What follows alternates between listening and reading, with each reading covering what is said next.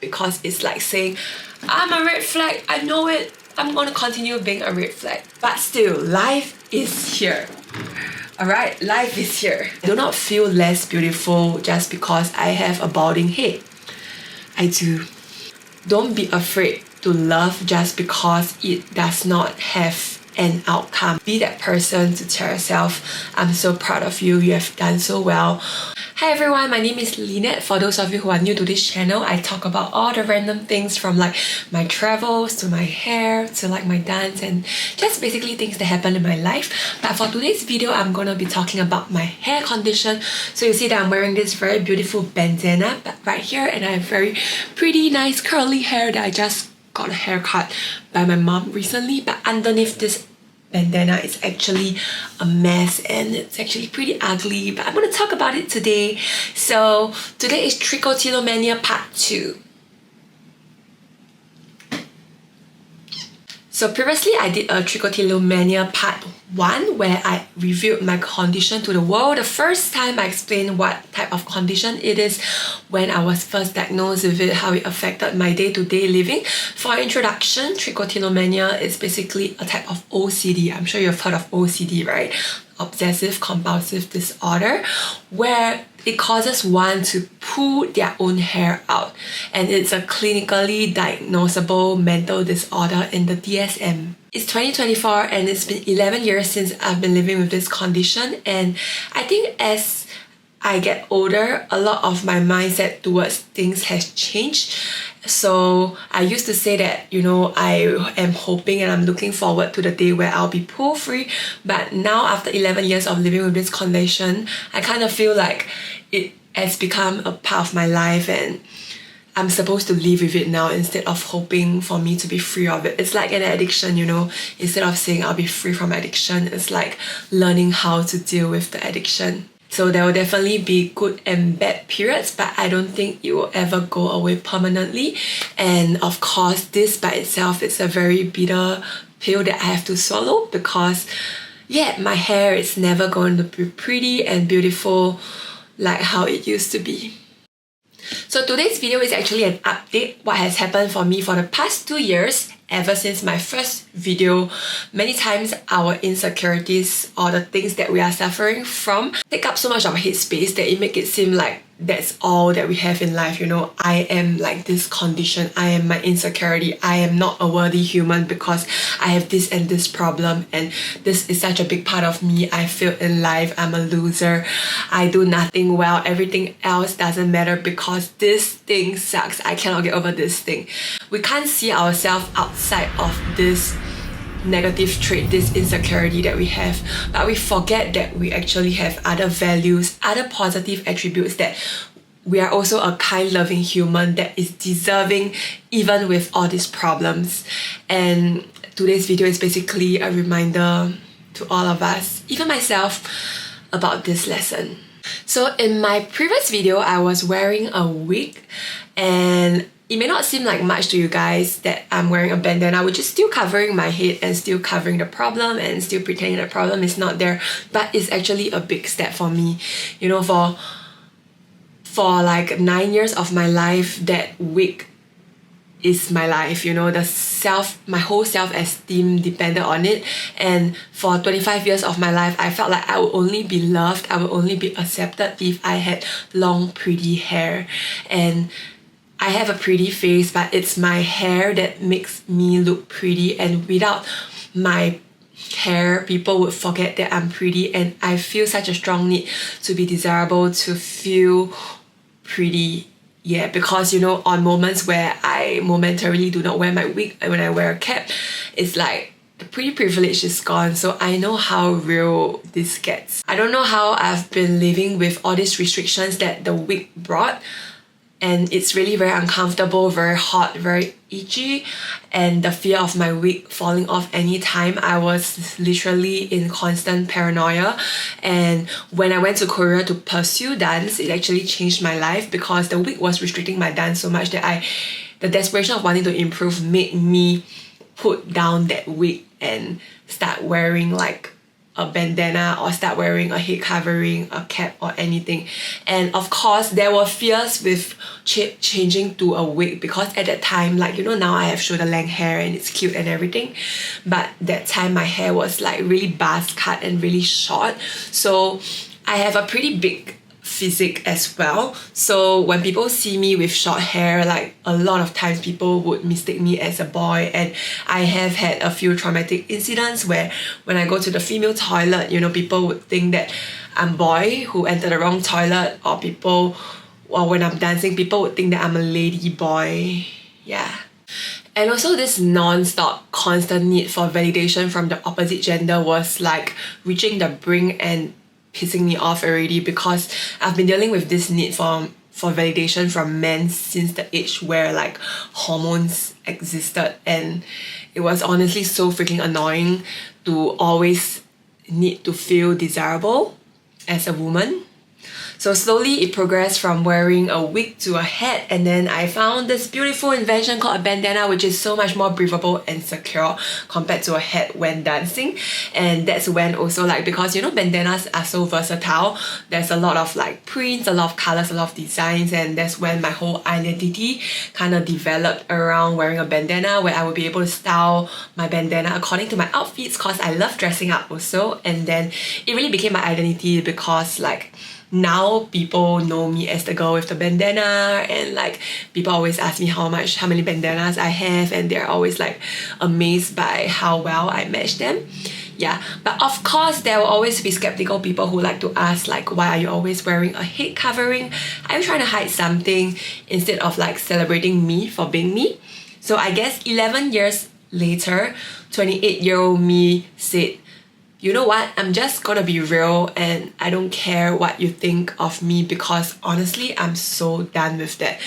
Even if one of those days where I'm feeling brave and I'm feeling vulnerable and I dare to show you my freaking bald head, and you think I look horrendous, you think I look ugly, I don't look attractive, and you would never like a girl like me who is so tall, big size with like bald spots, I don't freaking give a damn, because honestly, like, even if you're so physically attractive and you can't look past that, you can't accept me for being who I am as a person, and you can't see the positive traits in that person, you don't deserve to be in my life as well. And let me let you guys in on a secret. Most people don't even care about the problem. This is something I realized after I've been more daring to show like my bald spots to people, where I have strangers coming up to me, encouraging me and everything.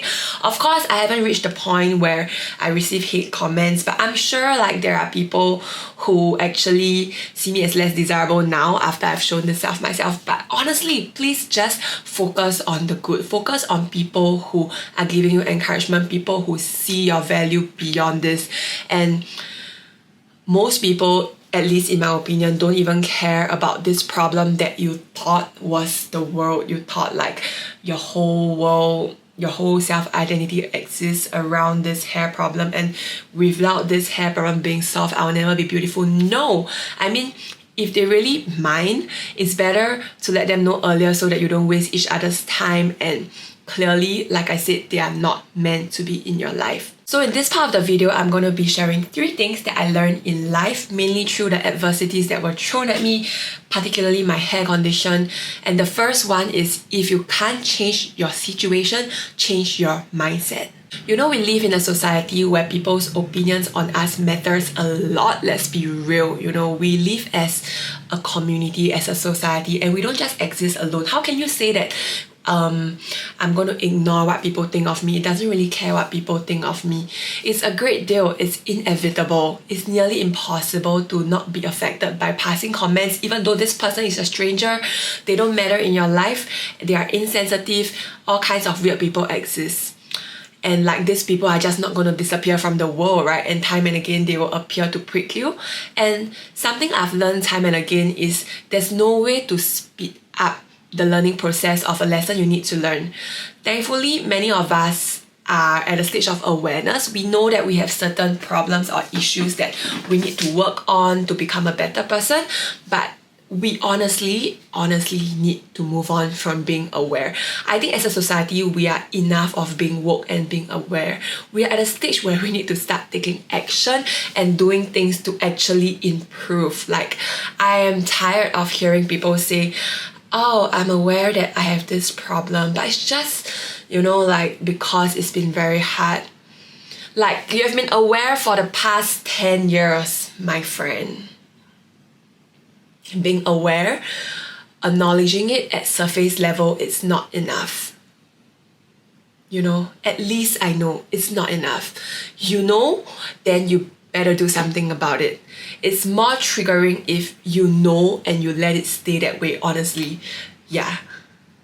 Let me repeat that again. It's more triggering if you say that you know, but you let it stay that way, because it's like saying, I'm a red flag, I know it, I'm gonna continue being a red flag. Some lessons are hard, but you gotta go through the same thing again and again, be it the lack of self-respect, the fear of judgment, insecurities, putting people on pedestals, a real thing, a million heartbreaks. You gotta go through it again so many times till you're so sick of it, so sick of being affected by it, and you decide that it's either there's something that can be done to yourself, or you just change your mindset about it. The second lesson, approach life holistically. The same with how, when we have a problem, we think of it as our whole world, and we can't really move on. We think that this is all of us. But when you look at a situation head on, a lot of times you don't see hope, because there seems to be this crazy ass mountain that you tell myself, I gotta work harder, I gotta do more things, I just have been not trying hard enough. I need to work harder to get past it.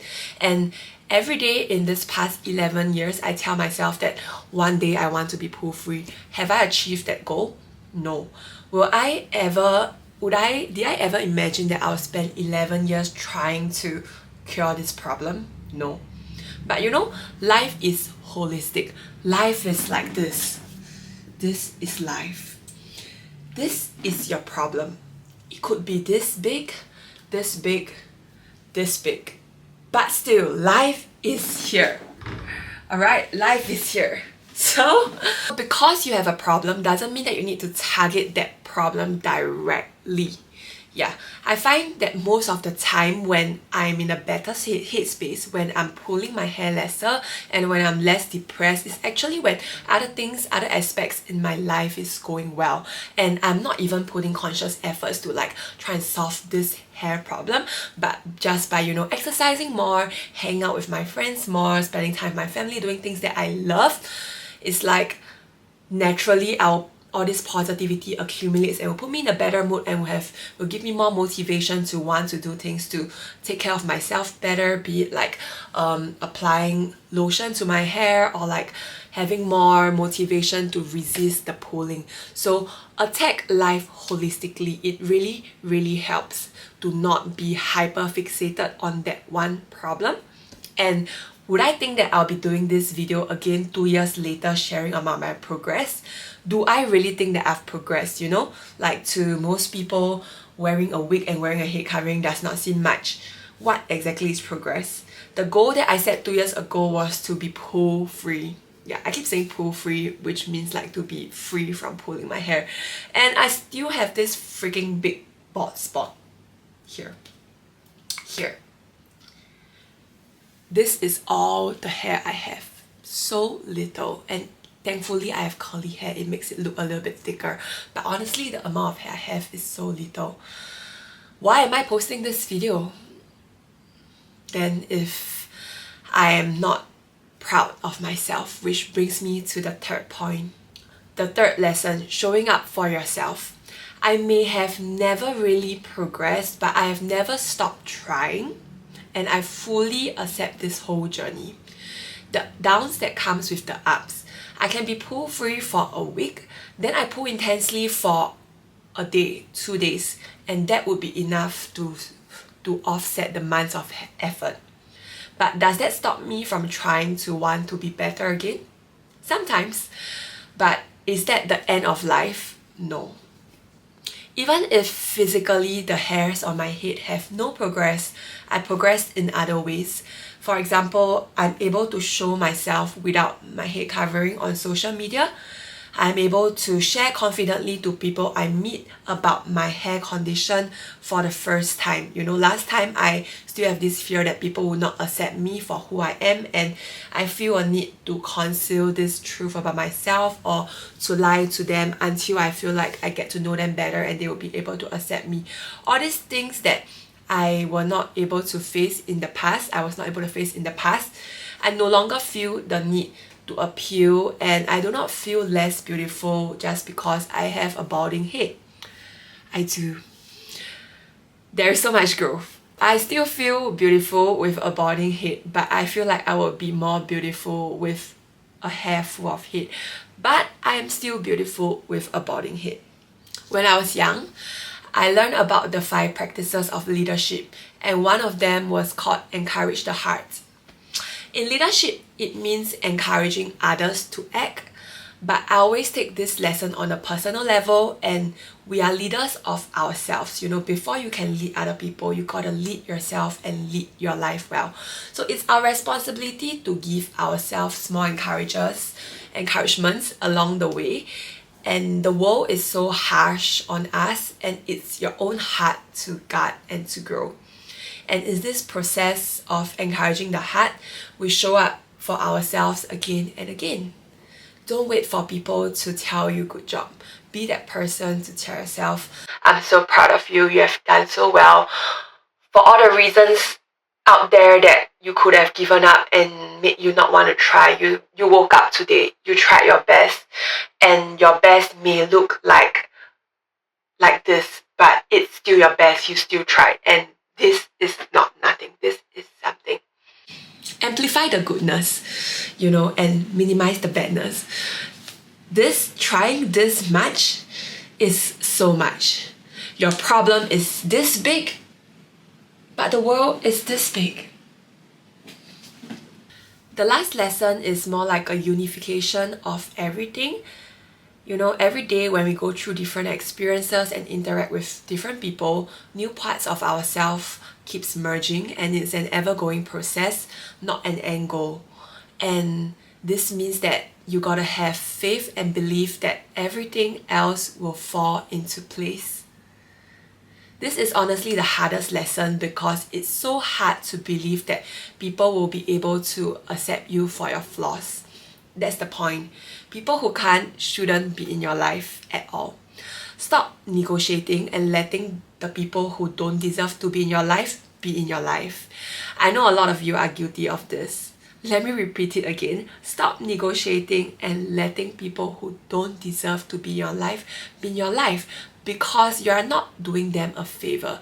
You are doing yourself dirty. You are disrespecting yourself. Have higher standards for yourself, of course, but also for the people you allow to be in your life. When you keep focusing on becoming a better version of yourself, the people who align with this version of you will come to you naturally, will be attracted to you. They are the ones who will help you grow, and all of you will grow together. That's it.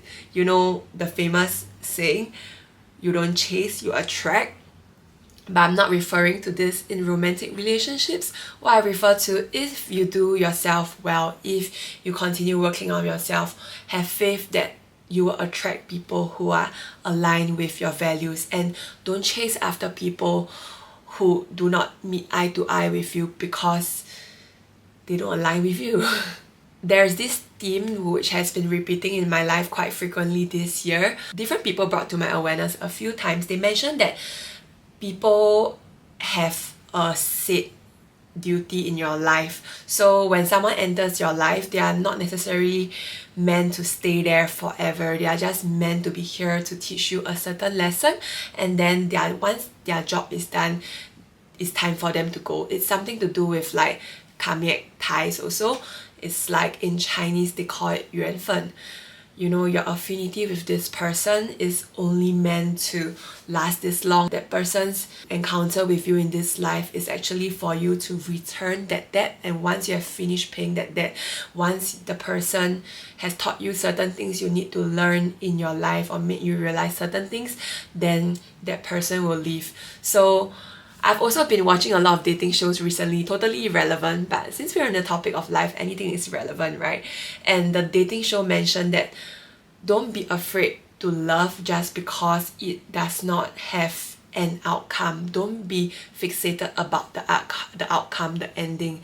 Why does there need to be an outcome? What is an outcome? Does having an outcome means like getting married, having kids, settling down? Like, why does society sees that as an outcome? But anyway, I digress. The last part of my video is pretty straightforward. I'll be stitching together clips that I took over the past 2 years showing the condition of my hair.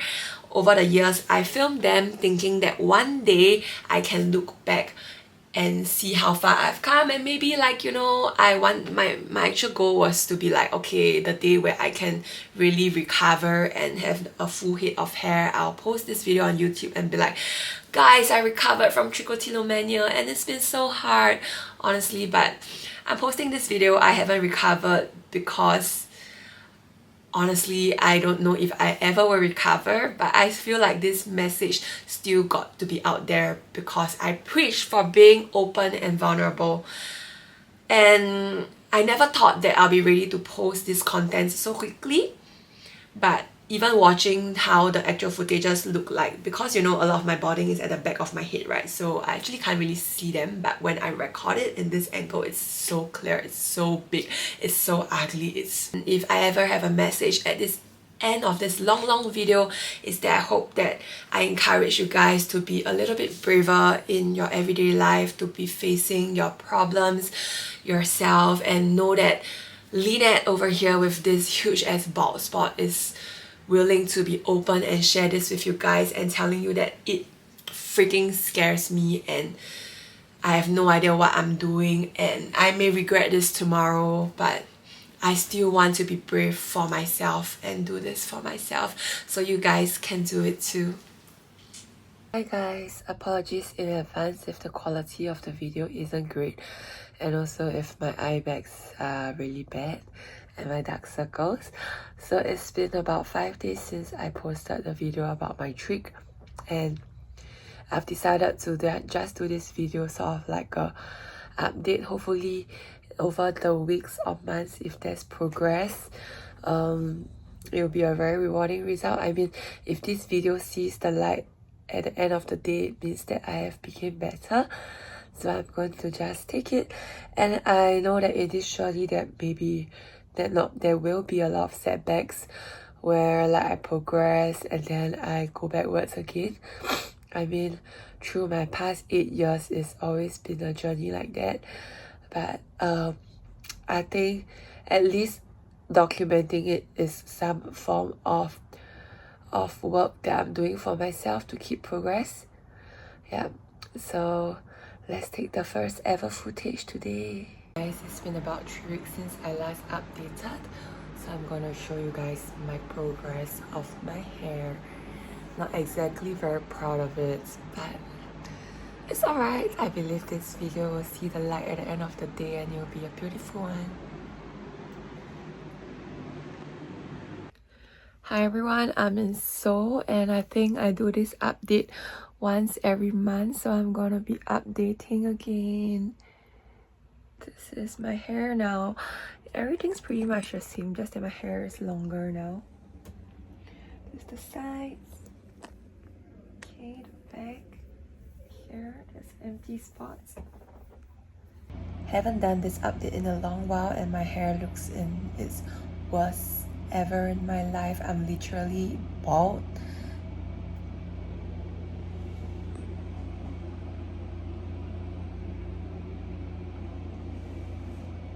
Because I was looking at my old video of my trick progress and update and seeing how my head now is, comparing it to right before I go overseas, it's kind of depressing. Hi guys, I'm gonna do an update of my hair again. As you can see, it's not in its best condition. It's currently October 2022. There's a big patch here and here by the side too. has passed and I totally forgot to do this update because I was so busy traveling and everything. I'm back in Singapore. Haven't even shown you guys my new room. And this is the situation of my hair right now. Still pretty bald, but I would say like my ends have grew a lot. Let's look at it from behind. This part is freaking bald. But you see why I'm able to wear like hats nowadays, because the lower part is mostly covered. And then like still see a bald spot, but this part is so freaking bad. This part is so freaking bad. Yeah, so from the front I still look outrageous, but from the back I kind of look fine. December 2022. Let's go. Hi guys, it's been 10 months and actually more than a year since I first started trying to document my hair growth journey, and I'm back in Seoul, so I figured like might as well do it. You can see there's a hole here. Okay, so my hair has grown really long and I'm nervous. This is my head now. It's looking slightly less disgusting because of the length of my hair is covering a lot of bald spots, but the back is bad.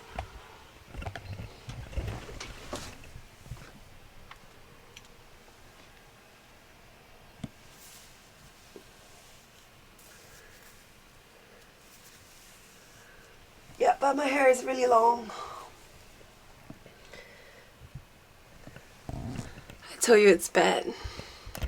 Since that last update from Seoul, this year I didn't go to Korea, so I'm taking it in Singapore, and my hair has grown actually quite long, but because the balding is still pretty bad, so recently my mom helped me to cut my hair short. It's like my first haircut in years.